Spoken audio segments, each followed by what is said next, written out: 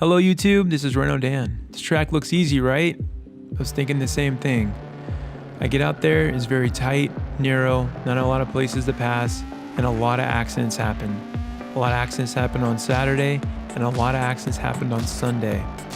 A lot of people didn't even get a chance to race because they crashed out before the race even happened.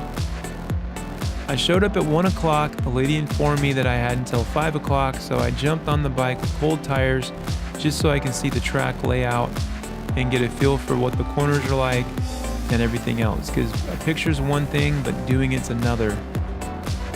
Getting out there, I wanted to make sure that there was no hidden surprises like potholes or any type of concrete that was off or weird or anything like that. So the first lap was kind of slow.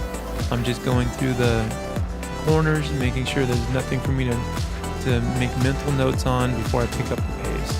So my first lap was about a minute, and then later in the day I got to a 41, but right here is a 44-second lap time.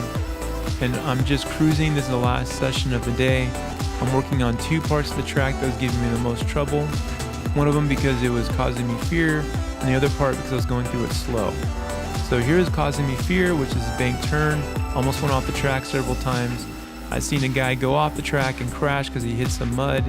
I didn't want to do that. And coming up right here on this hairpin, this was driving me nuts just because my speed was inconsistent.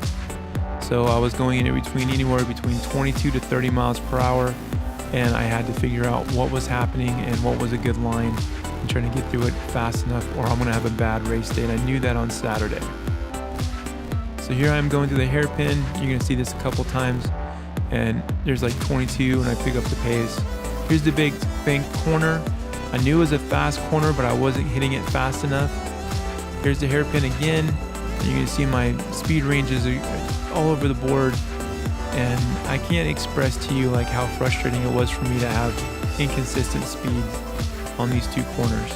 And that's why I spent the last session of the day just trying to tackle them. That's why I was cruising through the rest of the track just so I can get here to work on these corners. Very important for me to do that. These little tracks right here are so tiring and exhausting, so it's hard to put a lot of laps in because there's not a lot of places to rest, and you're constantly moving around because you're in a corner like very quickly and very often, and because of that you don't get a lot of breaks. So here I am cruising on the straightaway so I can get a break. All this right here is break time for me. I'm just relaxing, trying to get blood flow, moving my arms around, just trying to relax a little bit. Now I'm going to pick up the pace a little bit, get in this corner, trying to figure this out. Again, too slow, but it doesn't matter. I had to figure it out. And on the last session of the day too, I was definitely working on reference points so I wasn't lost on the track. And I know again the track looks simple, but because it was only 20 feet wide instead of 40 feet wide, it made it very hard.